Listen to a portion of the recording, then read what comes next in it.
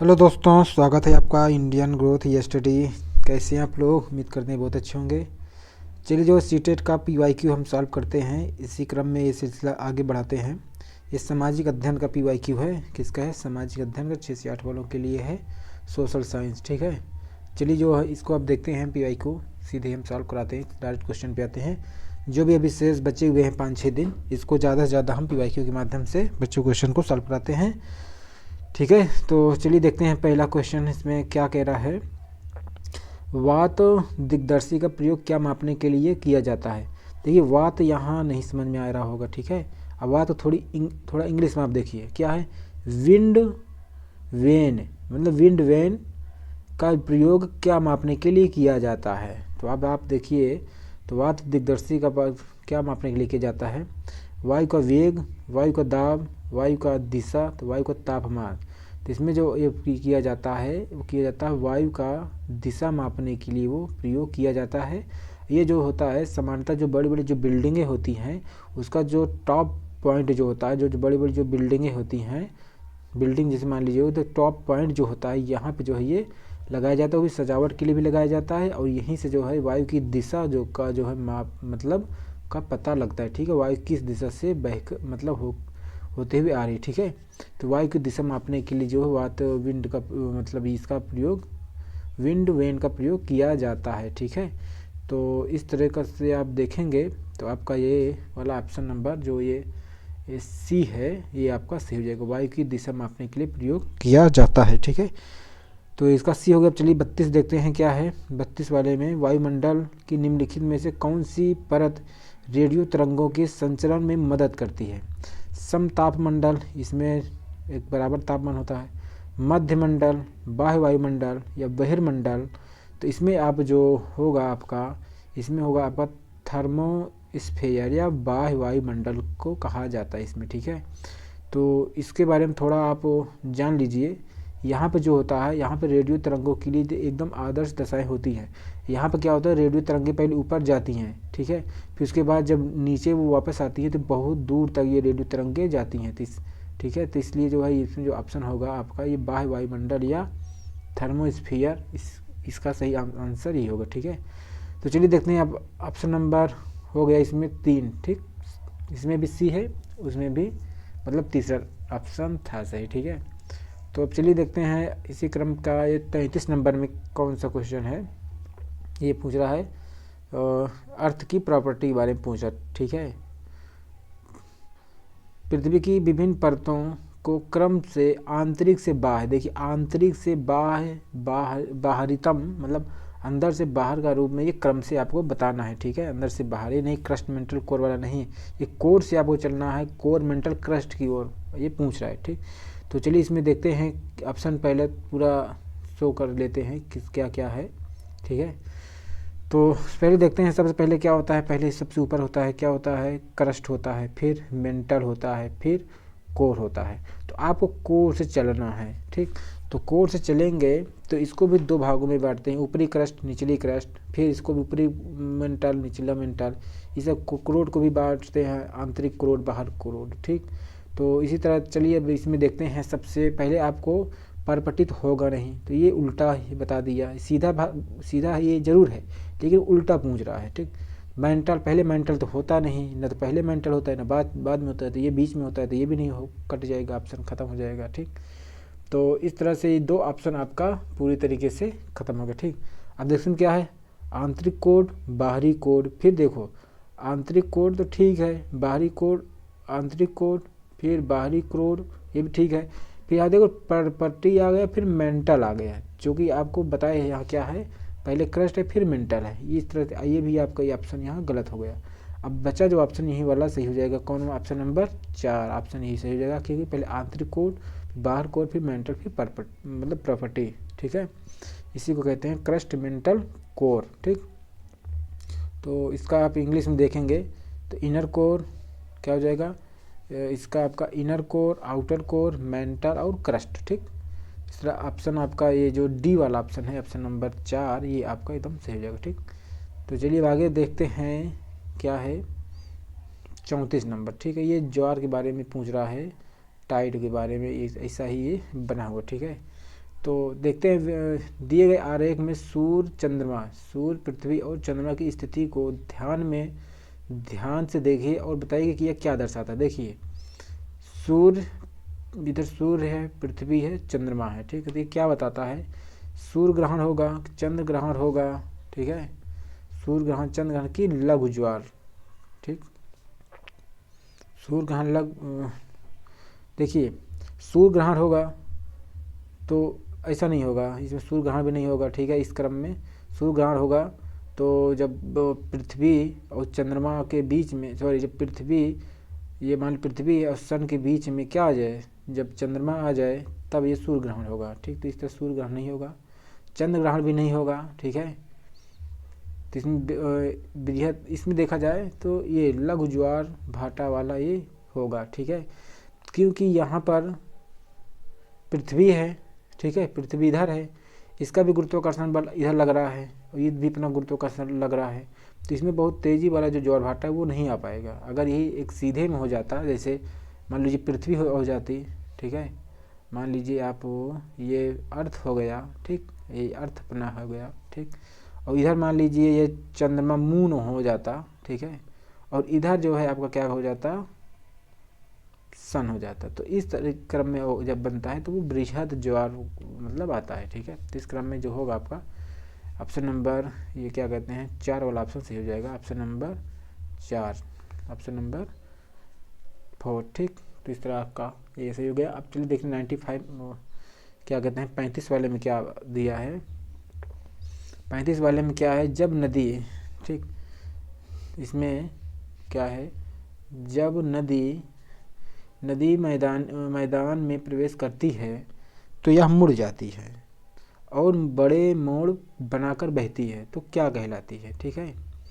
देखिए जब नदी मैदान में प्रवेश करती है, पता है जब नदी मैदान में प्रवेश करती है तो मुड़ जाती है। नदी मान लीजिए ये पहाड़ है, ठीक है, ये पर्वत है, खंडहर से होते हुए ऐसे आ रही है, नदी से बहते बहते बहते, ठीक है। तो जब इधर आएगी तो क्या होगा, जहाँ समतल जगह होगा वहाँ सीधे बढ़ जाएगी, जहाँ बीच में मान लीजिए कुछ रुकावट होगी तो ऐसे मुड़ जाएगी, फिर बीच में रुकावट होगी तो ऐसे मुड़ जाएगी, फिर ऐसे मुड़ जाएगी, फिर ऐसे मुड़ जाएगी। तो आप इसी को क्या कहते हैं, इसी को विसर्प कहते हैं, या इसी को मिनांडर, या इसी को विसर्प, इसी को क्या कहते हैं कि विसर्प कहते हैं, या इसी को मिंडर कहा जाता है, ठीक है। इसका जो होगा विसर्प, ठीक है। मतलब जब नदी मैदान में बहती है तो वैसे ऐसे सांप की तरह जो चलता है उस तरह आकार बन जाता है, ठीक है, ये होगा, ठीक। बाहर का मैदान सब होगा नहीं, ठीक। तो चलिए अब आप पे आगे क्या करते हैं, आक्स बोल लेक यही होता है, जैसे नदी ऐसे ऐसे मान लीजिए बह रही है, ठीक है। तो जब नदी क्या होता है, बीच में से ये नदी क्या करता है, ये सीधे बहना शुरू कर देती है, इसको काट देता है, तो ये जो बच जाता है इसी को गोखुर झील या इसी को आक्सबोल लेक भी कहे जाते हैं। क्यों, क्योंकि ये गाय के खुर के जैसे होता है, ठीक। बाढ़ का मैदान तो चलिए होगा नहीं, ये तब भाबर वाले प्रदेश में सब आता है, मैं भाबर कह रहे हैं, जलोर मैदान में, ठीक। और देखते हैं अब अगला क्या है, क्वेश्चन नंबर 36 क्या, दुर्गम क्षेत्रों, देखो दुर्गम क्षेत्रों और आपदाओं के समय लोगों को बचाने और भोजन जल कपड़े और दवाओं को वितरित करने के लिए यातायात का कौन सा तरीका बेहद उपयोगी है। देखिए दुर्गम क्षेत्रों की बात कर रहा है और आपदाओं के समय बात कर रहा है, तो क्या होगा, रेल मार्ग एकदम खराब हो जाएगी, सड़क मार्ग बर्बाद हो जाएगी, जल मार्ग बिल्कुल नहीं जा सकता, हो सकता सुनामी आया हो, बाढ़ आया हो, तो वहाँ पर कहाँ जल मार्ग होगा, ठीक। ऐसे में आपको देखते होंगे वायु मार्ग सब सही होता है, इसी में जो हेलीकॉप्टर वगैरह का यूज किया जाता है, ठीक है। तो चलिए अब आगे देखते हैं क्या है, वायु मार्ग में हो गया। अब आगे देखते हैं भूगोल की वह शाखा जो विशिष्ट जनसंख्या, देख रहे हो, विशिष्ट जनसंख्या की संरचना के विषय से संबंधित क्या कहलाती है, विशिष्ट जनसंख्या के बारे में बात कर रहा है। नगरीय भूगोल कोई मतलब नहीं, जैव भूगोल कोई मतलब नहीं, मानव भूगोल कोई मतलब नहीं, तो क्या हो जाएगा, जनसांख्यिकी या जो कहते हैं डेमोग्राफी, इसी को कही जाती है, ठीक है। ये हो गया ऑप्शन नंबर 3। अब आगे देखते हैं ऑप्शन नंबर 4 कह रहे हैं 38 नंबर, 38 देखते हैं। 38 में क्या है, ये क्या कहते हैं, सूर्य वाला आ गया ना, सूर्य गुजरात में अरुणाचल प्रदेश से लगभग 2 घंटे बाद अस्त होता है, ठीक है।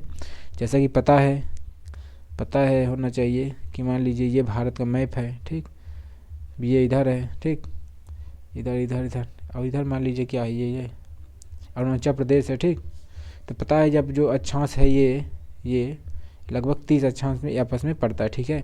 और सूरज जैसे पूर्व की दिशा में निकलता है, सूर्य पूर्व दिशा में निकलता है, तो यहाँ पे जो है क्या कहते हैं 2 घंटा पहले सूरज उग जाएगा अरुणाचल प्रदेश में, और यहाँ पे जो है 2 घंटा लेट में होगा, वही ये पूछ रहा है, ठीक है। ये कह रहे सूर्य गुजरात में अरुणाचल प्रदेश से लगभग 2 घंटे बाद अस्त होता है, वही कहने मतलब 2 घंटे बाद अस्त होगा, वहाँ 2 घंटे पहले उगेगा तो 2 घंटे बाद क्या है।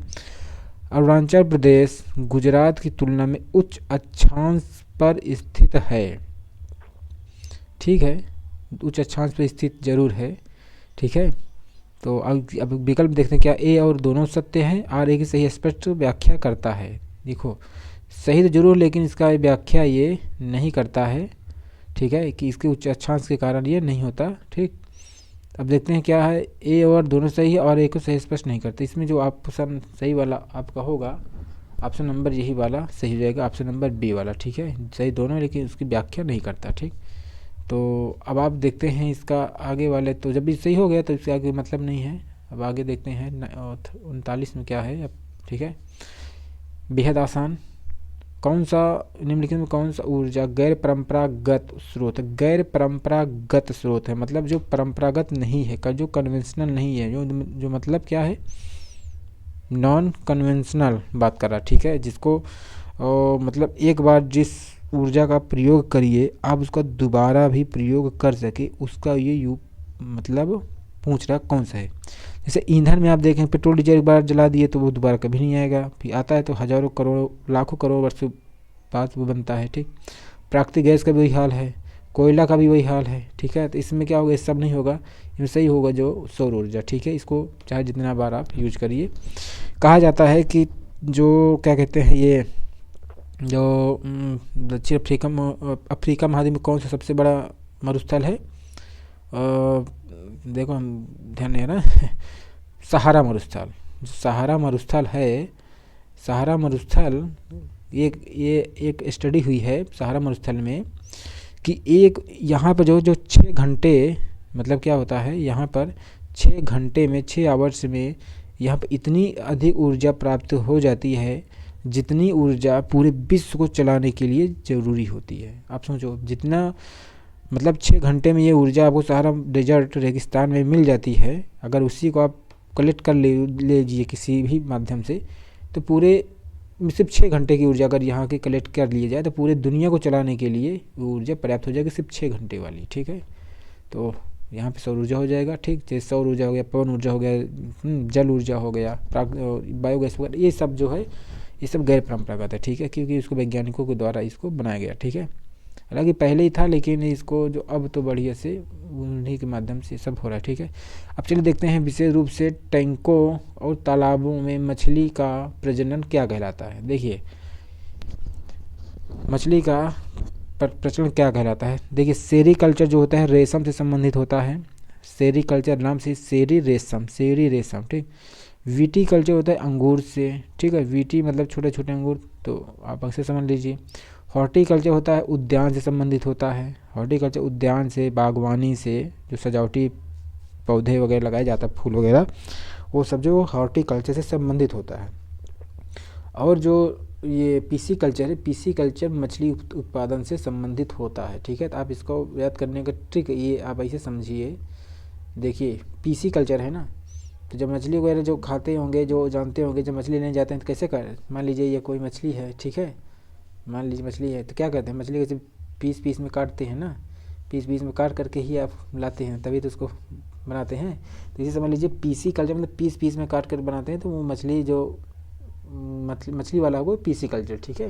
ऐसे समझ लीजिए मछली को पीस पीस में काटे तो उसी को पीसी कल्चर, ठीक, ऐसे समझ लीजिए, ट्रिक है मतलब, ठीक है। अब फिर से जानते रहिए। अब आगे आ गया स्थल का एक संकरा भाग जो 2 बड़े स्थलीय भागों को एक दूसरे से जोड़ता है उसे क्या कहते हैं। देखिए स्थल भाग है एक संकरा भाग जो 2 बड़े स्थलीय भाग को एक दूसरे से जोड़ते उसे क्या कहलाता है। देखो स्थल को जोड़ना है, ठीक है, तो स्थल को जोड़ रहेंगे तो क्या कहलाएगा। जैसे आप यहाँ देखेंगे, आप क्या कहते हैं, जैसे ये क्या कहते हैं इसको, ये अमेरिका हो गया ये, ठीक है, ये अमेरिका है। फिर यहीं पे जो है क्या कहते हैं, ये आ गया है, ये आपका ये यहाँ पे ये क्या कहते हैं, ये उत्तरी अमेरिका हो गया, ये दक्षिण अमेरिका हो गया। यहीं पे जो ये जुड़ा हुआ है स्थल संधि, इसी को पनामा के माध्यम से जुड़ा है, पनामा स्थल संधि के माध्यम से जुड़ा है, ठीक है।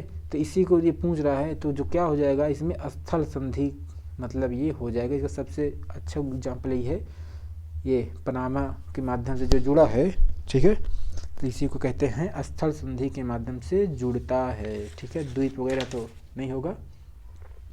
तो ये आपका सही हो गया। अब चलिए देखते हैं क्या है ऑप्शन, इसके आगे द्वीप होगा नहीं, खाड़ी होगा नहीं, ये सब ठीक। चलिए देखते हैं अब आगे क्या है। 42 नंबर क्या है, कौन सा महाद्वीप आकार में सबसे क्या है, छोटा है, सबसे छोटा पता ही आपको, सबसे ऑस्ट्रेलिया है, दक्षिण अमेरिका, अफ्रीका, ये सब नहीं है, ठीक है। तब सबसे छोटा जो ऑस्ट्रेलिया ही महाद्वीप सबसे छोटा में आता है, ठीक है। तो ये आपका हो गया क्वेश्चन नंबर ठीक। क्योंकि जो ऑस्ट्रेलिया के बारे में अगर आपको जानना है तो और आप जान लीजिए कि इसका जो कुल भूभाग है पूरे विश्व का, ये 5.7% लगभग है, ठीक है, 5 से 6% ही है, ठीक है, इतना ही परसेंट है। और जैसा कि पता है जो सबसे बड़ा महाद्वीप है वो कौन सा है, सबसे महाद्वीप पहले आपका एशिया आ जाता है, ठीक है, फिर आपका अफ्रीका, फिर उत्तरी अमेरिका, दक्षिण अमेरिका, फिर यूरोप, इस मतलब यही सब आता है, ठीक है, भारत, ठीक है। तो ये हो गया हमें ऑस्ट्रेलिया, ठीक। अब आगे देखते हैं क्या है, उच्च प्राथमिक स्तर। अगर इसको आप लोग पढ़े होंगे, उच्च प्राथमिक स्तर मतलब एक क्लास 6 से 8 की बात कर रहा है। उच्च प्राथमिक स्तर में कौन सा विषय शामिल होता है, देखिए, इतिहास भी होता है, भूगोल भी होता है, राजनीति विज्ञान होता है, लेकिन मनोविज्ञान नहीं होता। इतिहास भी होता है, भूगोल भी होता है, अर्थशास्त्र भी होता है, लेकिन समाजशास्त्र नहीं होता। इतिहास होता है, भूगोल होता है, राजनीति शास्त्र होता है, लेकिन अर्थशास्त्र भी होता है। तो यहाँ से इतिहास भूगोल ये सब तो होता ही, समाजशास्त्र नहीं होता। तो इस तरह से जो ऑप्शन सही होगा आपका ऑप्शन नंबर ये वाला, तीसरा नंबर वाला ऑप्शन सही हो जाएगा, ठीक है। इसमें आपको जो सही होगा इतिहास, भूगोल, राजनीति विज्ञान और अर्थशास्त्र, यही वाला ऑप्शन सही होगा, ऑप्शन नंबर 3, ठीक। तो चलिए आगे देखते हैं क्या है आगे। 44 में आगे ना इंडक्टिव लर्निंग, क्या inductive learning contradictory to which of the following approaches, मतलब आगमनात्मक विधि अधिगम की ये विधा की बात कर रहा है, मतलब क्या विरोधाभासी है, ठीक है। आगमनात्मक विधि में कौन सी विरोधाभासी है, मतलब कौन सा नहीं, मतलब कौन सी पद्धति को नहीं अपनाया जाता है, ठीक है। इनमें क्या होता है, व्याख्यान विधि, संरचनात्मक विधि, अनुकरण विधि, निपुणात्मक विधि। देखिए इसमें जो आपको होता है, आप देखेंगे तो जो इसमें पहला ऑप्शन दिया है व्याख्यान विधि, व्याख्यान विधि आप देखते होंगे ये उन मतलब बड़ी क्लासों के लिए ये प्रयोग किया जाता है, जिसमें आप देखते हैं पूर्ण से अंश की ओर का प्रयोग किया जाता है, ठीक है। पहले पूरे चीज़ को पढ़ाया जाता है, फिर उसका व्याख्या किया जाता है, ठीक है, जैसे पैराग्राफ दोहा वगैरह पढ़ाते हैं उसका, ठीक है। तो ये जो होगा ये तो नहीं होगा व्याख्यान वाला, ठीक है, ये व्याख्यान विधि इसमें नहीं होगा। जैसा कि पता होगा कि आगमन वाली विधि में जो होता है, इसमें सबसे पहले क्या करते हैं, उदाहरण का प्रयोग करते हैं, ठीक है, कोई चीज़ समझाना हो आपको हो तो एग्जाम्पल सेट करते हैं, उदाहरण का प्रयोग करते हैं, उदाहरण का प्रयोग करते हैं और ऐसा उदाहरण प्रयोग करते हैं जैसे जिस चीज़ को आपको बताना है उसी से रिलेटेड उदाहरण प्रस्तुत करते हैं। फिर जो है जो विशिष्ट जो आपको नियम होते हैं, सिद्धांत होते हैं, जो निष्कर्ष होते हैं, फिर आप उसको बताते हैं, नियम सिद्धांत वगैरह फिर आप बच्चे को मतलब बताते हैं, ठीक है। तो इस क्रम में इसमें जो चीज़ें आती हैं, इसमें जो है इसमें शिक्षण की 3 विधियाँ मतलब मेनली आती है। पहला जो होता है आपको बताए थे, ज्ञात से अज्ञात वाला आ जाता है, ठीक है। फिर आपका विशिष्ट से सामान्य की ओर हो जाता है, विशिष्ट से सामान्य वाला भी आ जाता है। फिर इसी में आ जाता है कौन, एक आ जाता है मूर्त से अमूर्त की ओर भी इसी में आ जाता है, मूर्त से अमूर्त वाला भी इसी में आ जाता है, ठीक है। तो ये सब चीज़ें जो है ये सब में प्रयोग किया जाता है, लेकिन इसमें वाला व्याख्यान वाला में प्रयोग नहीं किया जाता है। इस तरह से ऑप्शन नंबर 44 में ए पहला वाला ऑप्शन से हो जाएगा, ठीक। अब चलिए आगे देखते हैं क्या है 45 में, ठीक। 45 में आलोचनात्मक आ गया ना, आलोचनात्मक वाले में ना समझ में आए, दिए गए ए और बी को पढ़िए और सही उत्तर को पढ़िए। क्या क्या आलोचनात्मक सोच, क्या क्रिटिकल थिंकिंग, क्रिटिकल थिंकिंग क्या है, ये पॉजिटिव शब्द है, ठीक। आलोचनात्मक सोच धारणाओं के निर्माण तथा विचारों के अनुप्रयोग और विस्तार को बढ़ावा देता, बिल्कुल देती है। Critical thinking promotes the building, क्या है, promotes the building of concept application and expansion of ideas, expansion ideas है ना, तो देख रहे हैं ना, तो ये क्रिटिकल थिंकिंग तो बिल्कुल ये सब चीज़ करता है, ठीक है। आलोचनात्मक जो सोच होता है, जो धारणाओं का निर्माण मतलब कॉन्सेप्ट एप्लीकेशन विचारों ये सब को बढ़ावा देता है। अब आगे देखते हैं क्या है, या दूसरे के तर्कों और विश्वासों को समझने और मूल्यांकन करने में मदद नहीं कर, देखो ये नहीं आ गया ना भाई, ये तो गलत है, करता है, ठीक है। आप क्रिटिकल थिंकिंग के माध्यम से ही किसी चीज़ का मूल्यांकन करते हैं, क्योंकि अब मूल्यांकन करना है तो पॉजिटिव और निगेटिव दोनों एस्पेक्ट को आपको देखना है, ठीक है। इस तरह ऑप्शन जो होगा ये बी वाला गलत हो जाएगा, ए वाला ही सही होगा। तो यहाँ क्या ए पहले में दिख रहा है, ए सत्य है, ए बी असत्य है, ठीक, कोई मतलब नहीं आगे चाहे पढ़ें तो ना पढ़ें, ठीक, दोनों सत्य नहीं होगा, ये वाला गलत, ठीक। तो इस तरह आप ऑप्शन नंबर पहला ही आपका सही जाएगा। तो अब देखते हैं आगे इसके क्या है, अनुभवजन्य साक्ष्य। अनुभवजन्य साक्ष्य जैसे मारिया मॉन्टेसरी महोदय ने आपको बताया भी था अच्छे से, अनुभवजन्य साक्ष्य, या इसी को आप इंग्लिश वर्जन में आप देखेंगे तो क्या है, इम्पीरिकल एविडेंस की बात क्या कह रहा है, इम्पीरी मतलब वही अनुभव की बात कर रहा है, ठीक है। तो इसमें क्या है, इंद्रियों के माध्यम से वास्तविक दुनिया में एकत्रित आंकड़े, बिल्कुल भाई, अनुभव जो होता है इंद्रियों के माध्यम से भी होता है। और क्या है, अनुसंधान के लिए संख्यात्मक दृष्टिकोण, संख्यात्मक का तो कोई विशेष बात होता ही नहीं है यहाँ, ठीक। मेट्रिक इकाइयों में आंकड़े, ये भी नहीं, आंकड़ों के संग्रह विश्वसनीय तरीके का प्रयोग एकत्रित करना, ये सब अनुभवजन्य में नहीं होता है। इस तरह से आपका जो होगा अनुभवजन्य वाले में इंद्रियों के माध्यम से ही होगा, ठीक है। तो पहला वाला ऑप्शन यहाँ भी सही हो जाएगा। इस तरह से 46 भी हो गया। अब देखते हैं क्या कहते हैं 47, ठीक, 47 में, इसमें अब देखते हैं, देखिए, भौतिक विशेषताओं के मॉडल या इसी मॉडल प्रतिकृतियाँ डैश शिक्षण के लिए सबसे उपयुक्त किस विषय में होता है, ठीक है।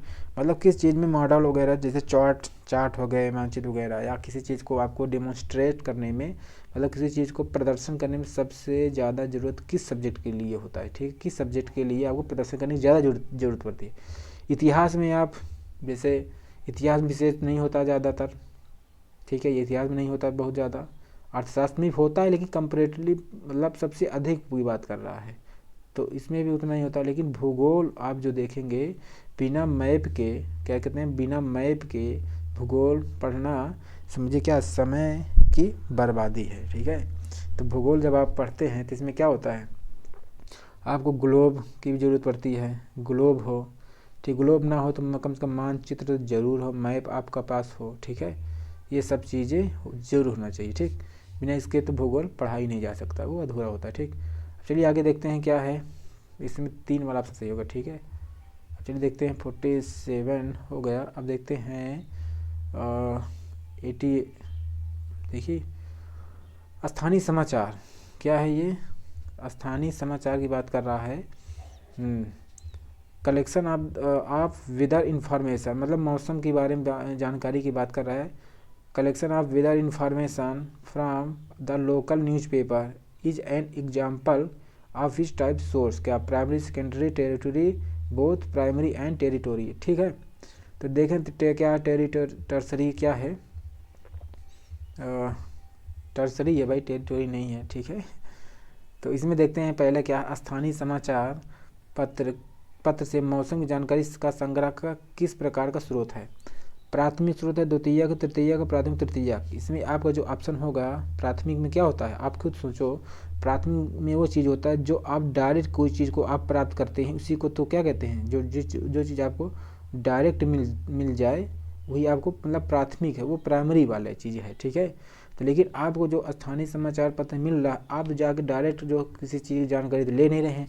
जो बड़े बड़े जो वैज्ञानिक हैं, मौसम जो वैज्ञानिक हैं, वो लोग जो है क्या कर रहे हैं, पहले जानकारी एकत्र कर रहे हैं, तो उनको जो जानकारी मिल रही है मौसम विज्ञानी वाले, इनको प्राथमिक रूप से मिल रहा है, ठीक है। लेकिन हमको जिस माध्यम से मिल रहा है, आप न्यूज़पेपर के माध्यम से देखेंगे, टेलीविज़न के माध्यम से देखेंगे या अखबार के माध्यम से देखेंगे, तो आपको जो वो चीज़ मिल जाएगी तो वो द्वितीयक में हो जाएगी, ठीक है, द्वितीयक में हो जाएगी। और आपके माध्यम से जो आपको देगा वो तृतीय, मतलब आप जिसको बताएंगे वो फिर वो तृतीयक हो जाएगा। तो इस तरह से आपको ये क्या पूछ रहा है, हाँ, स्थानीय समाचार आपको जो मिल रहा है, आपको दूसरे माध्यम से मिल रहा है, तो वो आपका जो क्या हो जाएगा, द्वितीयक वाला हो जाएगा, ठीक है। सेकेंडरी आपका ऑप्शन यहाँ पर सही हो जाएगा, ठीक है। तो ये हो गया। अब आगे देखते हैं 49 में क्या है। हाँ, 49 क्या है, सीखने की अक्षमता वाले विद्यार्थी किस प्रकार की कक्षा में अन्य छात्रों के साथ सीखते हैं।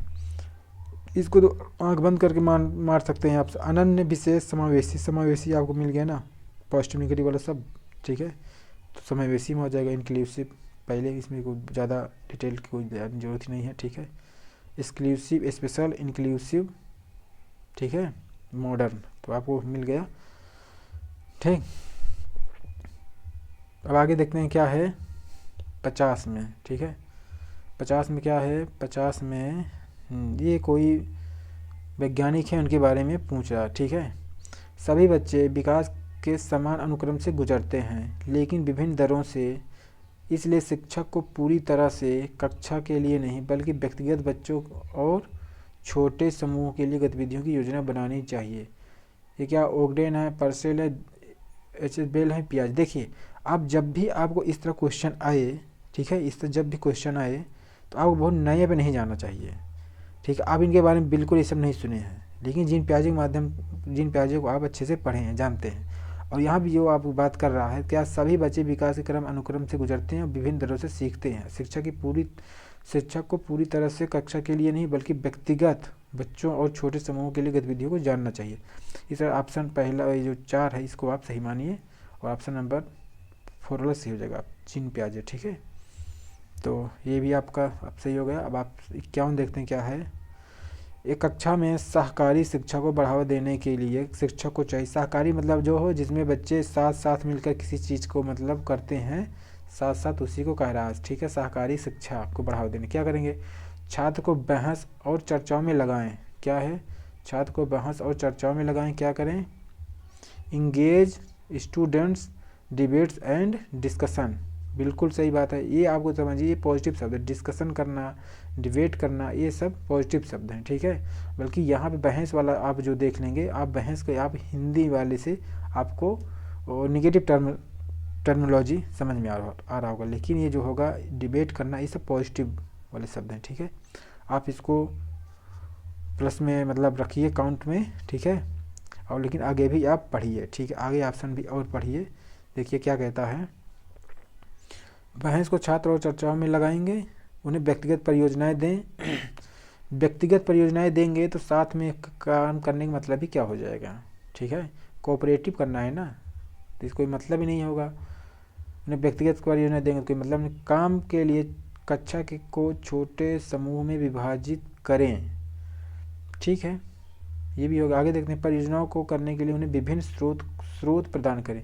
ये सब आप नहीं करेंगे, आपको जो सही ऑप्शन सबसे बेहतर है आपको यही होगा, सचेत छात्रों को बहस और चर्चाओं में लगाएं, ठीक है।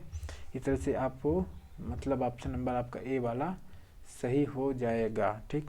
अब चलिए आगे देखते हैं 52 में क्या है, आत्मनिर्देशित, क्या है, सेल्फ गाइडेड, आत्मनिर्देशित, अनुशासित सोच जो एक उचित तरीके से गुणवत्ता के उच्चतम स्तर, ठीक है, उच्चतम स्तर पर तर्क करने का प्रयास करते उसे क्या कहते हैं, ठीक है। तो देखिए, आत्मनिर्देशित, आत्म अनुशासित सोच जो उचित तरीके से गुणवत्ता के उचित तरीके से गुणवत्ता से उच्चतम स्तर पर तर्क करने का प्रयास करते उसे क्या कहते हैं। आलोचनात्मक सोच, जटिल सोच, जटिल नहीं कहेंगे, बुद्धिमान सोच, अमूर्त सोच। आप इंग्लिश वाला वर्ड जब पढ़ेंगे तो आपको बढ़िया से और समझ में आ जाएगा, ठीक है। जैसा कि इंग्लिश वाला आपको यहाँ मिल जाएगा, क्रिटिकल थिंकिंग, क्या है, क्रिटिकल थिंकिंग, कॉम्प्लेक्स होगा नहीं भाई। अगर कोई आत्म अनुशासित है, आत्मनिर्देशित भी है, तो इस तरह जो होगा, जो क्रिटिकल थिंकिंग होगा वही मतलब इस चीज़ कर सकता है, ठीक है। इंटेलिजेंट भी नहीं, आपका जो एब्स्ट्रैक्ट अमूर्त भी नहीं। तीसरा ऑप्शन वाला जो आपका होगा, पहले वाला ऑप्शन सही होगा, आलोचनात्मक सोच। ये भी एकदम आपका पॉजिटिव शब्द है। आप चाहें तो ऐसे शब्द को जो है, एक पेन पेपर लेकर बैठे हैं तो ऐसे शब्द को मतलब आप नोट डाउन कर लें, ठीक है। कि जैसे आपको एक दो शब्द आए ना, जैसे एक चर्चा आया, ठीक है, या चर्चा आ गया, बहस आ गया, ठीक है, ये शब्द आप नोट कर सकते हैं। फिर आप क्या कहते हैं, आलोचनात्मक सोच भी आ गया, आलोचनात्मक, ठीक है। तो ये सब जो होते हैं आपको ये पॉजिटिव वाले शब्द आ गए, इसको आप ऐसे मतलब नोट डाउन कर सकते हैं, ठीक है। तब आपको पॉजिटिव नेगेटिव वाले जो शब्द है पूरा कलेक्शन मिल जाएगा, ठीक, अच्छे से और बढ़िया। चलिए आगे देखते हैं। अजंता की गुफा। अजंता की गुफा चित्रों में इस्तेमाल किए गए रंगों निम्नलिखित में किस सामग्री से प्राप्त होते थे। तो अब देखो, अजंता के जो रंग हैं वो किससे बनाए जाते थे। पशु अंगों के अवशेष नहीं, ग्रेफाइट से भी नहीं, और क्या, पौधों और खनिज। तो इसमें आपको जो सही आंसर होगा वो पौधों और खनिज के माध्यम से वो सारे रंग बनाए जाते थे। लगभग 1000 साल से जिस तरह से ये बनाया गया है, 1000 वर्षों से, ये उसी तरह से आज भी इसे चमक दमक रहा है, इसमें कोई असर नहीं पड़ा है, ठीक है। आप सोचो उस समय के लोग कितने वैज्ञानिक थे। तो और इस तरह से आपका जो ऑप्शन है, ऑप्शन नंबर 3 वाला सही हो जाएगा। पौधों और खनिजों के माध्यम से वो उसको बनाते थे, ठीक है। और जो अजंता की गुफा पूर्ण किस काल की है, तो ये गुप्त काल की, ठीक है। आज से अजंता है, ता से गुप्त, लास्ट में जो ता वही ता से गुप्त, ठीक है। जब हिस्ट्री वगैरह आप बताएंगे बढ़िया से, तो ये सारी ट्रिक हम बढ़िया से ये सब चीज़ को आपको बता देंगे, आपको याद भी हो जाएगा, ठीक है। तो चलिए, ये हो गया आपको, ठीक। अब आगे बढ़ते हैं। क्या है सबसे पुरानी, क्या है सबसे पुरानी पांडुलिपियाँ, ठीक है, मैन्यूस्क्रिप्ट्स कहाँ पर लिखी गई थी। ताड़पत्रों पर, देखो पत्थरों पर, देखो एक बार दिमाग से आप लगा सकते हैं। सबसे पहले पाषाण काल आया, तो पाषाण काल वाले लोग लिखना पढ़ना तो जानते ही नहीं थे, तो ये तो पत्थर हो गए नहीं। कागज़ जरूर आया, लेकिन इतना लेट आया, ये चाइना में सबसे पहले आया, ठीक है। तो वो भी 6वीं सदी, मतलब 5वीं 6वीं सदी के बाद में ही मतलब सब आया, ठीक है। तो भी नहीं होगा। लकड़ी का भी नहीं आया, तो ये से आप जो देखेंगे, आप ताड़ पत्रों पर सबसे पहले इसको लिखा जाता था, ठीक है। इसलिए जो ऑप्शन आपका हो जाएगा ऑप्शन नंबर पहले वाला, आपको मतलब सही हो जाएगा। ताड़ पत्रों पर ये मतलब लिखा जाता था, ठीक है। अब चलिए आगे देखते हैं। क्या है क्वेश्चन नंबर 55। ये आ गया। मानव इतिहास में निम्नलिखित में से कौन सी अवधि सबसे लंबी काल की। देखिए, पूरा पाषाण का, मध्य पाषाण का, पूरा पाषाण का, मध्य पाषाण का, नवपाषाण का और महापाषाण का, या इसे क्या कहते हैं, पैलियोलिथिक, मेजोलिथिक, नियोलिथिक और मेगालिथिक, ठीक है। ये आप यहाँ देखेंगे, ये है ना, पैलियोलिथिक, मेसोलिथिक, नियोलिथिक, मेगालिथिक, ठीक। तो अब इसमें अब देखते हैं कौन सबसे पहले होगा। ये जो पूरा पाषाण काल है यही सी में ये आएगा, क्योंकि इसकी जो अवधि है इसको कहीं माना जाता है 20 से, ठीक है, इसे क्या माना जाता है, 20 से 25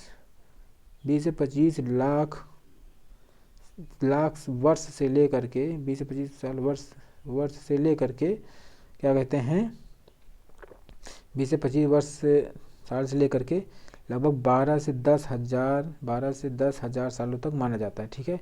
इस तरह से देखा जाए तो सबसे लंबा जो समय होता है पूरा पाषाण काल का होता है।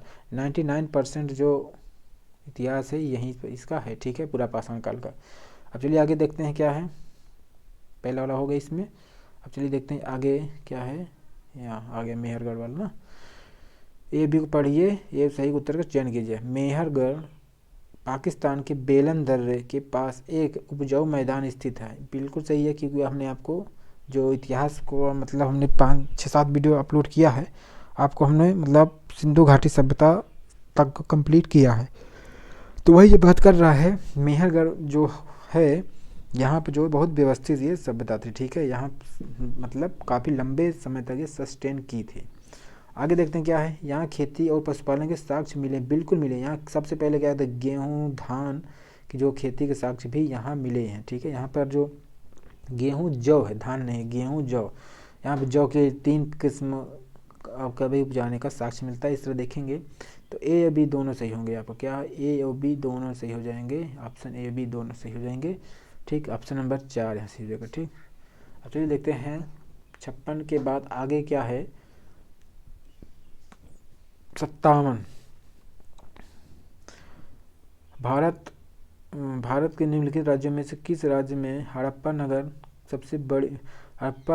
के नगर सबसे बड़ी संख्या में मिले हैं। ठीक है, पंजाब, हरियाणा, गुजरात, जम्मू कश्मीर। तो यहाँ आपका जो हो जाएगा सही ऑप्शन आपका यहाँ गुजरात हो जाएगा। ठीक है, गुजरात से बहुत सारे हड़प्पा के नगर मिले हैं, जिसमें आप देखेंगे गुजरात में आपको लोथल मिल जाएगा, धौलावीरा मिल जाएगा। ठीक है, तो ये सब चीज़ें आपको मतलब मिल जाएगा, कोट दीजिए वगैरह सब आपको यहाँ मिलेगा। ठीक, तो चलिए आगे देखते हैं, कोट दीजिए, देसलपुर है, ये सब चीज़ें यहाँ आपको मिल जाएगा। ठीक, अब चलिए आगे क्या है, ऋग्वेद मूल रूप से निम्न किस भाषा में रची गई। तो जो ऋग्वेद लिखा गया मूल रूप से ब्राह्मी नहीं, पाली नहीं, प्राकृत नहीं, ये सब बौद्धों के समय पे था।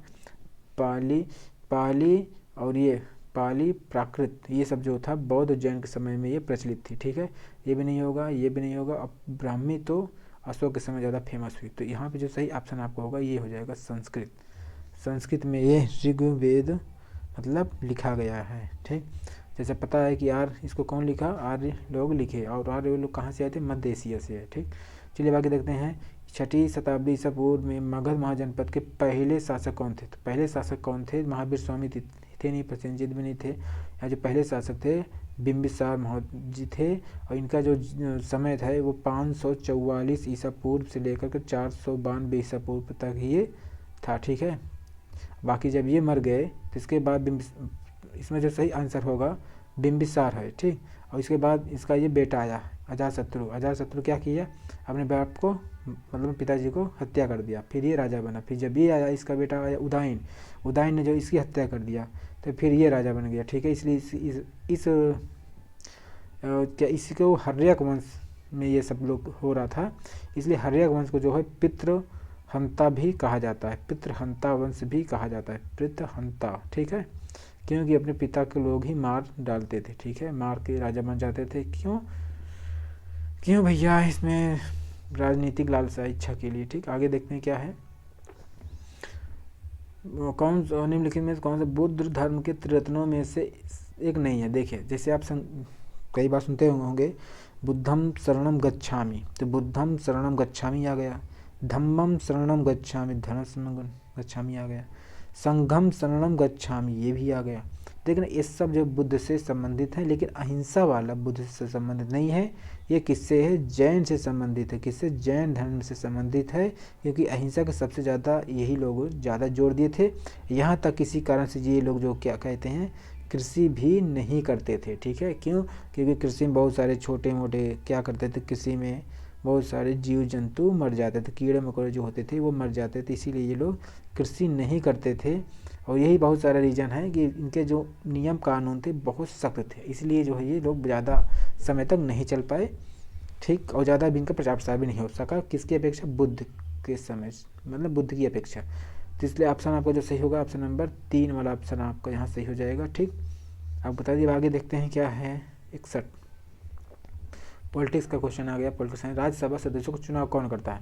तो राज्यसभा विधानसभा निर्वाचित क्षेत्रों में देखिए जो डायरेक्ट मतदाता लोग होते, आप जो जाकर के वहाँ किसी भी राज्यसभा के मेंबर को आप नहीं चुनते, संसदीय के निर्वाचन मतदाता, फिर आगे मतदाता नहीं, फिर क्या हो, लोकसभा के सदस्य। तो लोकसभा के सदस्य भी नहीं होंगे, आपको जो विधानसभा के जो सदस्य जो विधायक होते हैं यही जो है राज्यसभा के सदस्यों क्या करते हैं, उनको मतलब चुनते हैं, वही लोग उनको वोट देते हैं। ठीक, तो इसमें ऑप्शन नंबर आपका 4 वाला सही हो जाएगा। ठीक, अब आगे देखते हैं क्या है, 62 में क्या है, भारत द्वारा निम्नलिखित में किस शासन प्रणाली को अपनाया गया है। देखिए आप खुद सोचो थोड़ा कि भारत में कैसी शासन प्रणाली है। ठीक है, आप उसको ना भी पढ़े रहो तब भी कर सकते हो। क्यों, क्योंकि आप देख रहे हैं पहले क्या है, संसदीय और एकात्मक, क्या एकात्मक है, नहीं है ना, यूनिटेरी नहीं है, तो एकात्मक हटाइए। राष्ट्रपति या संघीय, राष्ट्रपति शासन तो बिल्कुल नहीं कि विशेष परिस्थिति में लगता है। राष्ट्रपति शासन जब आपातकाल का समय होता है तब ये लगता है, तो ये भी नहीं होगा आपका। ठीक, राष्ट्रपति एकात्मक, ये भी नहीं होगा। संसदीय और संघीय, ठीक, पार्लियामेंट्री और फेडरल, ये सब चीज़ें अपन भारत में है। ठीक, तीसरा ऑप्शन नंबर 4 वाला आपसे हो जाएगा। ठीक, चलिए आगे देखते हैं। बहुत एक्सप्लेन करेंगे तो फिर वीडियो बहुत ज़्यादा लंबी हो जाएगी। ठीक, अब देखते हैं अनुसूचित जातियों को के लिए कितने संसदीय निर्वाचित क्षेत्र आरक्षित की गई है, तो वह 84। ठीक, 84 किया गया है, इसलिए ऑप्शन नंबर बी वाला आपका सही हो जाएगा 2। ठीक, चलिए आगे देखते हैं क्या है। भारत में अस्पृश्यता प्रथा, अस्पृश्यता का अंत किस आर्टिकल में है? अस्पृश्यता अनटचेबिलिटी, तो वो है 17 अनुच्छेद में है। ठीक है, मूल अधिकार। ठीक, अब देखते हैं भारत में अस्पृश्यता प्रथा के कारण निम्नलिखित में से किस मौलिक अधिकार का उल्लंघन किया जाता है? देखिए अस्पृश्यता किसमें है? अस्पृश्यता आपका आर्टिकल मतलब अनुच्छेद, एक मिनट, आर्टिकल आपका किसमें है?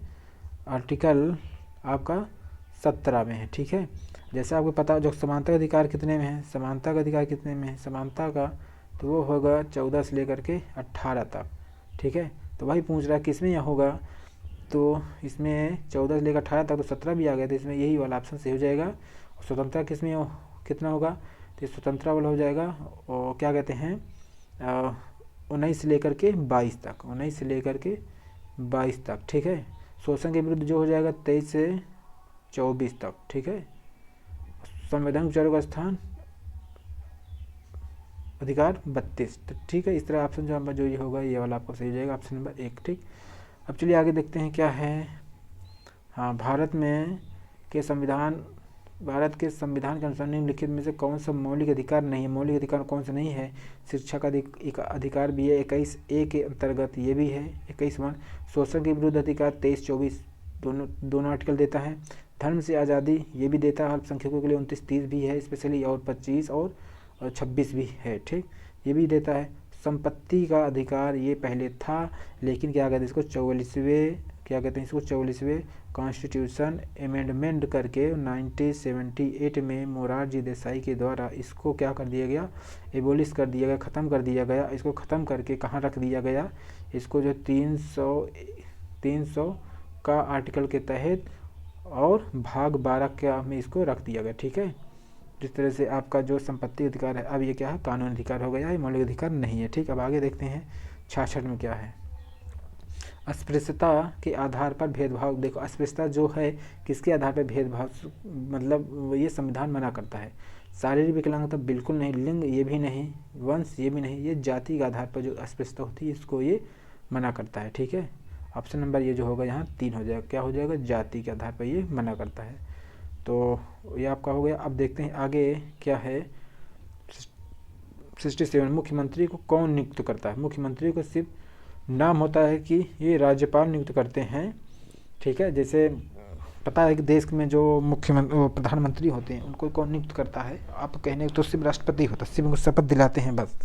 ठीक है, तो इसलिए देखते हैं इसमें जो होगा राष्ट्रपति कौन किसको नियुक्त करता है, सॉरी मुख्यमंत्री किसको नियुक्त करता है? राज्यपाल नियुक्त करता है। और अनुच्छेद 163 के अंतर्गत जो है मुख्यमंत्री की नियुक्ति जो है ये करता है राज्यपाल। चलिए आगे देखते हैं राज्यपाल को कौन नियुक्त करता है। बहुत सही भाई, और गजब खुश है। राज्यपाल की नियुक्ति कौन करता है? राज्यपाल की नियुक्ति करेगा प्रधानमंत्री नहीं, गृह मुख्यमंत्री नहीं, राष्ट्रपति करेगा। ठीक, ये हो गया। अब आगे देखते हैं क्या है। प्रधानमंत्री का चुनाव कौन करता है? प्रधानमंत्री का चुनाव कौन करता है? मंत्री की संसद का तो मुख्यमंत्री करता है सांसद। ठीक है, तो प्रधानमंत्री का चुनाव जो करता है तो वो कौन करेगा भाई? MP जो होते हैं, सांसद होते हैं, यही लोग तो चुनते हैं। यही लोग जो पार्टी के विधायक जो सांसद लोग चुन ले मतलब होते हैं, तो क्या होता है 545 जो हैं। ठीक है, इसी में से क्या अगर 270-73 जिसका भी होगा वही तो सरकार बनाता है। तो इसमें जो होगा सांसद लोग ही जो क्या कहते हैं ये इसको चुनते हैं। ठीक है, प्रधानमंत्री। ठीक, तो चलिए देखते हैं आगे क्या है। देखिए उसे 2-3 कंडीशन होती है जब प्रधानमंत्री का मतलब क्या होता है राष्ट्रपति अपने मन से भी चुन सकते हैं। कब? जब जो क्या त्रिशंकु हो जाए, और जब किसी भी नेता को मतलब सर्वसम्मत से स्वीकार ना किया जाए, तो ऐसी कंडीशन में भी राष्ट्रपति क्या करता है? अपने मन से भी कर सकता है। ठीक है, तो आगे देखें 70 वाले में क्या है, भारत का पहला नागरिक कौन होता है। भारत का पहला नागरिक कौन होगा, मुख्य न्यायाधीश, गृह मंत्री, राष्ट्रपति, प्रधानमंत्री। तो ये इसमें कौन हो जाएगा, राष्ट्रपति। ये जो हो जाएगा भारत का पहला नागरिक। और राज्य का पहला नागरिक पूछे तो राज्य का अगर पहला नागरिक पूछे, राज्य विशेष जैसे यूपी, बिहार, झारखंड का, तो इसमें आपका गवर्नर जो होगा वो जो है पहला नागरिक हो जाएगा। ठीक है, तो इससे आपका ये ऑप्शन नंबर कौन सा हो जाएगा, भारत का पहला नागरिक कौन, राष्ट्रपति। ठीक, अब आगे देखते हैं कौन सा है भाई 71 में क्या कह रहा है, निम्नलिखित में से किसको भारत में राज्य का पहला नागरिक माना जाता है। भारत में राज्य का पहला, देखिए आगे ना वही क्वेश्चन जो आपको पहले बताए, ये राज्य में राज्य का पहला नागरिक राज्यपाल को माना जाता है। ये भी आपका ऑप्शन पूरा हुआ। अब देखते हैं 2014 के बाद, ये देखिए ये जो है 2018 वाला पेपर है, शायद दिसंबर का है, ये उसी का हम करा रहे हैं। ठीक है, तो 2014 के बाद जो होगा वो 16वीं लोकसभा था। ठीक है, इसको हटाइए, ये कोई काम का नहीं है हमारे आपके। ठीक, भारत का वर्तमान राष्ट्रपति कौन है, ये भी हटाइए। उस समय कौन था, रामनाथ कोविंद थे, इसको भी हटाई जाने दीजिए, किसी काम का नहीं है। अब आगे देखते हैं भारत के संविधान में निम्नलिखित में किसका उल्लेख नहीं है, किसका उल्लेख नहीं है, राज्य एवं केंद्र शासित प्रदेश इनका भी उल्लेख है। इसका जो है भाग 7 में है, राज्यों का भी है। ठीक, राज्यों का भाग 6 में है, इनका 7 में। ठीक, 7 नहीं, शायद 8, शायद 9 में है, शायद 8-9 में है, कन्फ्यूज हम भी हो रहे हैं। ठीक, आगे देखते हैं सरकार का संसदीय संघीय सरकार का ढांचा होता है वो भी इसी में है, ये भी है। नागरिकों के अधिकार ये भी हैं। ठीक है, पूरा फंडामेंटल राइट। तो इसमें जो संविधान में नहीं लिखा गया, राजनीतिक दलों का नाम, ये सब नहीं लिखा गया। ठीक है, आगे देखते हैं क्या है, आगे राज्यसभा क्या है, राज्यसभा में सदस्यों को कौन मनोनीत करता है। राज्यसभा में जो सदस्यों को मनोनीत करता है, जैसे पता है कि जो राज्यसभा में जो सीटें होती हैं वो 245 होता है, 245, 233 तो चुनते हैं, कौन चुनता है, विधायक लोग चुनते हैं। लेकिन जो 12 होते हैं, 12 को मनोनीत करता है कौन करता है, यही राष्ट्रपति महोदय करते हैं, 12 को मनोनीत करते हैं। लेकिन किसको करते हैं, जो क्या कहते हैं, कला हो गया, ठीक है, विज्ञान हो गया, ठीक है, कला, विज्ञान, साहित्य, इस सब चीज़ में, समाज सेवा में जो अच्छे से कोई योगदान दिया रहता है, ऐसे लोगों को 12 लोगों को मनोनीत करते हैं। कौन करता है, राष्ट्रपति महोदय करते हैं। और किस आर्टिकल के तहत करते हैं, तो ये करते हैं आर्टिकल 80 के तहत जो है वो नियुक्त करते हैं। ठीक है, तो इस तरह से जो आपको ये ऑप्शन हो जाएगा, ये क्या कहते हैं, ऑप्शन नंबर आपका पहले वाला आपका यहाँ सही हो जाएगा। कौन सा, ऑप्शन नंबर पहला। ठीक है, राष्ट्रपति हो गया। अब चलिए देखते हैं 76 में क्या है, हाँ ये भी, भारत का निम्नलिखित में से कौन भारत की संविधान सभा का अध्यक्ष था। देखो अध्यक्ष पूछ रहा, अस्थायी नहीं पूछ रहा है। तो इसमें राजगोपालाचारी भी नहीं थे, अंबेडकर भी नहीं थे, जवाहरलाल नेहरू और राजेंद्र प्रसाद ये थे। अब जब पूछे तो 9 दिसंबर 1946 को, जो पहली बार जो 1946 को बनाया गया था, ठीक है, तो वो किसको बनाया गया था, सच्चिदानंद सिन्हा को बनाया गया था। फिर बाद में 2 दिन बाद जो है राजेंद्र प्रसाद को चुन लिया गया था स्थायी रूप से, इसलिए ऑप्शन नंबर 3 वाला सही हो जाएगा। कंट्रोवर्सी को वाला दिया ही नहीं है। ठीक है, अब आगे देखते हैं भारत के एकमात्र भारतीय गवर्नर जनरल कौन थे। ये तो उपराष्ट्रपति थे, पट्टाभी सितार मैया। ठीक है, ये तो कांग्रेस सरकारी इतिहासकार थे। कृष्णामाचारी ये क्या कहते हैं, संविधान सभा के ये महत्वपूर्ण सदस्य थे। इसका जो होगा सी राजगोपालाचारी ये पहले थे। ठीक है, इसलिए ऑप्शन नंबर 4 आपका सही हो जाएगा। आगे देखते हैं क्या 78 में भारत का संविधान कब अपनाया गया। भारत का संविधान 15 अगस्त नहीं, तब बना ही नहीं था। 26 नवंबर 1947 बिल्कुल भी नहीं। ठीक है, ये 26 नवंबर 1949 को अपनाया गया, इसलिए जो 26 नवंबर को ही संविधान दिवस मनाया जाता है। ठीक है, आगे देखते हैं, इसमें ऑप्शन नंबर 3 सही होगा। अब आगे देखते हैं क्या है 79 में क्या, भारत की रियासतों को एकीकृत करने में निर्णायक भूमिका निभाई थी। कौन निभाया था, नेहरू, पटेल, सरदार वल्लभ भाई पटेल, बी आर अम्बेडकर। ये देखो जो सबसे महत्वपूर्ण भूमिका निभाई थी, सरदार वल्लभ भाई पटेल, वीपी मेनन। ठीक, ये 2 लोग थे। ठीक, अब ऑप्शन देखते हैं आगे क्या है 80 में क्या है, निम्नलिखित भारत के संविधान की समवर्ती सूची में कार्य करता है। देखिए जो चीज़ समर्थित मतलब जो सूचियाँ हैं 3 तरह की होती है, 4 हैं कहने को, ठीक है। एक क्या है, संघ सूची है, ठीक है, ये फिर राज्य सूची है, और एक समर्थित सूची है, और एक अवशिष्ट सूची है। जो समर्थित सूची में होती है उसमें दोनों लोग मतलब कानून बनाते हैं, तो जो इसमें जो हो जाएगा केंद्र सरकार और राज्य सरकार दोनों इसमें कानून बना सकते हैं, इसलिए इसमें ऑप्शन है पहला वाला ये सही हो जाएगा। और समर्थित सूची जो प्रावधान है वो ऑस्ट्रेलिया के संविधान से लिया गया है, ठीक है। तो ये भी नहीं, ये भी नहीं, ये आपका ये वाला पहला ही ऑप्शन सही हो जाएगा, ठीक। तो आपको अब आगे देखते हैं क्या है 81 में क्या है भाई। भारत की संविधान सभा में मसौदा समिति के अध्यक्ष कौन थे, मतलब ड्राफ्ट कमेटी के अध्यक्ष कौन थे, तो इसको पता ही सब विदित है, डॉक्टर BR अम्बेडकर, ठीक है, जिनको क्या हुआ था 29 अगस्त 1900 क्या कहते हैं 1947 को था, ठीक है। और इनको जो है मतलब 29 अगस्त 1949 को, सॉरी हम भी क्या कमाल कर रहे हैं, 1947 को इनको मतलब चुना गया था, ठीक है। ये अब आगे देखते हैं क्या है, तो इसमें कौन सा ऑप्शन है, ये वाला 2, ठीक। अब आगे देखते हैं क्या है 82 आ गया ना। आगे इतिहास का 18वीं सदी में किसके नेतृत्व में बंगाल धीरे धीरे मुगल नियंत्रण से अलग हो गया। नादिर शाह कोई मतलब ही नहीं था, अली वर्दी खां ये भी नहीं था, बुरहान मुल्क ये दक्षिण में था, ये जो था आपका आंसर पहले वाला से हो जाएगा मुर्शीद कुली खान, ठीक। तो चलिए आगे देखते हैं क्या है। निम्नलिखित में से किस गवर्नर जनरल ने फैसला किया कि बहादुर शाह जफर आखिरी मुगल सम्राट होंगे और उनकी मृत्यु के बाद किसी वंशज को शासक के रूप में पहचाना नहीं जाएगा। तब सोचो ये सब फैसला कब लिया गया था, 1857 की क्रांति के बाद ये सारे फैसले ले रहे थे। तब यहाँ क्या हुआ, कंपनी शासन को समाप्त कर दिया गया और यहाँ के जो शासन था भारत को डायरेक्ट किसको दे दिया गया, ब्रिटिश क्राउन को दे दिया गया, ठीक है। तो तभी ये सब परिवर्तन किए गए थे। इस वजह उस समय जो गवर्नर जनरल था कौन था, लॉर्ड कैनिंग था, तो लॉर्ड कैनिंग ही ये सब करेगा, ठीक। सारा करामात किया हुआ डलहौजी का था, ठीक। डलहौजी का जो क्रियाक्रम था इसको भुगता कौन, कैनिंग, ठीक। इनके समय में ये विद्रोह हो गया 1857 का। अब आगे बढ़ते हैं इस क्रम में। किस गवर्नर जनरल ने घोषित किया कि अवध पर गलत तरीके से शासन किया जा रहा है और उचित प्रशासन सुनिश्चित करने के लिए ब्रिटिश शासन की आवश्यकता है। देखिए 1856 में जब ये 1848 में क्या कहते हैं 1848 1856 तक कौन आया था, ये डलहौजी आया था। इसी ने राज्य हड़प की नीति के अंतर्गत बहुत सारे राज्यों को मतलब हड़प लिया था, जैसे सतारा, जयपुर, संभल, हैदराबाद, अवध, इस सब को हड़प लिया था। तो इसी में क्रम में आप देखेंगे तो इसी को डलहौजी के समय ये सब चीज़ हो रहा था और इसका ऑप्शन जो होगा डलहौजी होगा, ठीक है। चलिए व्याख्या करने तो बहुत सारा है, इसलिए आप आगे देखते हैं।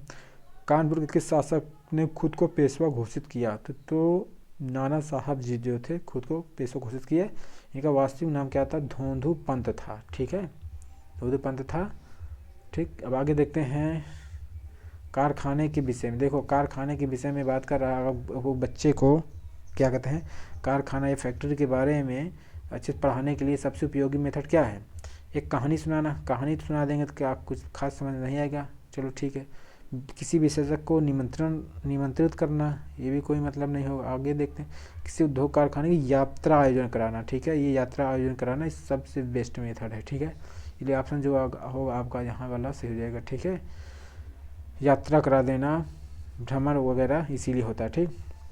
आगे देखते हैं एडूसेट के नाम से स्पष्ट, एडू मतलब एजुकेशन, सेट मतलब सैटेलाइट। इसका जो प्रयोग से क्या अभिप्राय है, इसका प्रयोग क्या, रॉकेट जिसका प्रयोग मानव निर्मित उपग्रह को सूर्य की कक्षा में स्थापित किया करने के लिए जाता है, ऐसा नहीं है।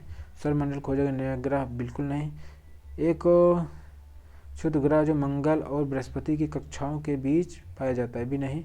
मानव निर्मित क्या, भारतीय उपग्रह है जो एजुकेशन के लिए ये समर्पित है, ठीक है। ये अब आगे देखते हैं क्या है पंचवाड़ी और बीजक में निम्नलिखित में से किस महान हस्ती के छंद और विचारों को संरक्षित किया गया है। जैसे पता है बीजक आपको यहाँ गया है, तो बीजक, साखी, शबद, रमैनी, ये सब किसने लिखा, गुरु नानक कबीरदास ने इसको मतलब लिखा, मतलब इनकी ये रचना है, ठीक है। ऑप्शन नंबर 2 वाला सही हो गया। अब आगे देखते हैं क्या है 89 89 देखते हैं।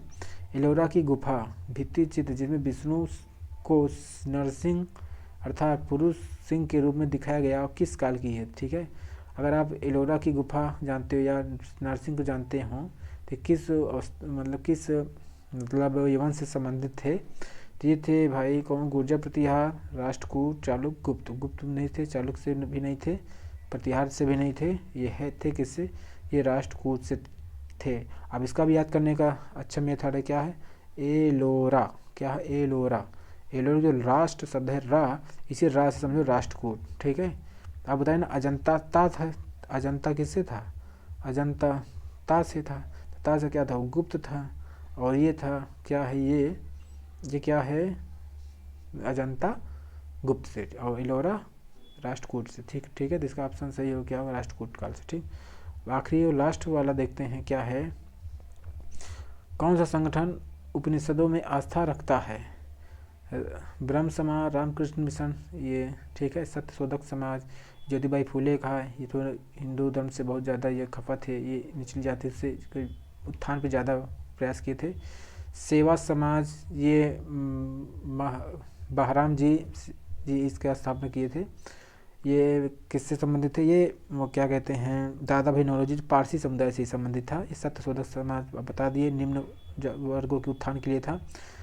रामकृष्ण मिशन ये था स्वामी विवेकानंद से संबंधित था। और उपनिषदों को जो आस्था रखते थे वो रखते थे भाई सीधे कौन, ब्रह्म समाज, मतलब जिसकी स्थापना 1828 में कौन किए थे, वो क्या कहते हैं, राजा राम मोहन राय। कौन थे, राजा राम मोहन राय जी ने इसकी स्थापना किए थे। ठीक है, तो इसका जो सही ऑप्शन होगा, सही जो होगा अब ये। ठीक, तो इस तरह देखते हैं 60 क्वेश्चन 56 मिनट में आराम से तैयार हो गया। ठीक, तो चलिए इसी क्रम में अब अगले वीडियो में अगले PYQ के साथ मिलते हैं। तब तक के लिए जय हिंद, धन्यवाद, नमस्कार।